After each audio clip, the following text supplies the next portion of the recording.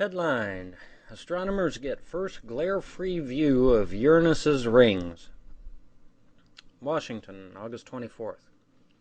Astronomers have obtained the first glare-free view of the rings of Uranus and the fine dust that permeates them. The rings were discovered in 1977, and as they can be seen only once every 42 years, this is the first opportunity astronomers have to observe a Uranus ring crossing and perhaps to discover a new moon or two. Using data from observations made by the Keck 2 telescope, a team of astronomers led by Imke de Peter of University of California, Berkeley found that the rings of micron-sized dust had changed significantly since the Voyager 2 spacecraft photographed the Uranus system 21 years ago. The inner rings are much more prominent than expected, revealing material in otherwise empty regions of the system of rings, said de Peter, a UC Berkeley professor of astronomy.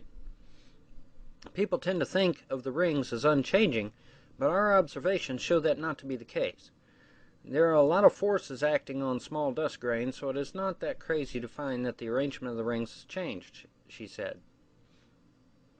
Using the near-infrared camera, NIIR-C2, and adaptive optics on the Keck 2 telescope on May 28, the team took striking images of the nearly edge-on ring appearing as a bright line bisecting a dim Uranus, which appears dark in the infrared.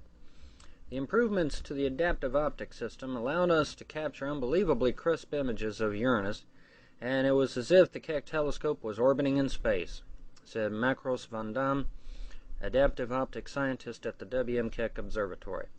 The outermost ring is not visible to our infrared images. This ring is very blue and therefore harder to see in the infrared. We may detect it when the rings are fully edge-on and when we can observe it for several hours, added co-author Heidi B. Hamill of the Space Science Institute in Boulder, Colorado. The scientist said that with further analysis of the Hubble data, it might be possible to detect some of the small moons and perhaps some not seen before, that shepherd the debris into distinct rings. Two little satellites called Cordelia and Ophelia straddle the brightest ring, the Epsilon ring, and keep it in place. But people have always assumed there must be a bunch more of these satellites that are confining the 9 other narrow rings, said astronomer Mark Stallwater of the SETI Institute.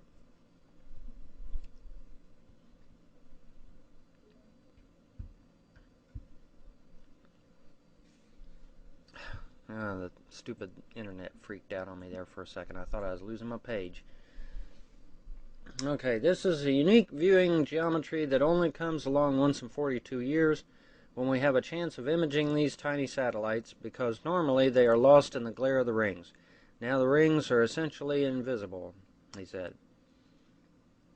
Professor de Peter said astronomers at the Very Large Telescope, VLT for short, in Chile, run by the European Southern Observatory, ESO, and at the Palomar Observatory in Southern California, operated by the California Institute of Technology, also observe Uranus during the current crossing.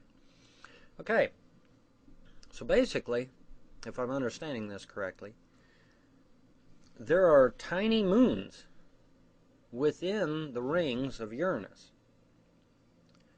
Probably about maybe the size of Phobos, if not less. And these help to hold the rings into place. But you can't see the rings at all, except for every 42 years. I don't know why. I guess maybe due to the distance, due to the fact that they're small, dust particles. I have no idea. But I thought it was interesting that you can only see them every 42 years, and that there were satellites inside these things, small moons. I wonder if these small moons are impacted by these particles. That's something that it doesn't say here. It does not let us know that. I would assume no, but then I could be wrong. I thought that was really interesting. And most of the time, you can't see these rings, and so a lot of people thought that Uranus didn't have any rings at all. Well, it turns out that it does. It most certainly does. And they're a crimson blue, Royal Navy blue, I guess you could say. judging from the artist's rendering that I see here. But I thought that was really interesting. I wonder how many of you knew that Uranus had rings at all, and that it had tiny little orbiting satellites around it. I didn't, you know. Not until, recently, not until, like they said, after 1977 when they said that it did. But I thought it was fascinating. Thought you might find it fascinating too.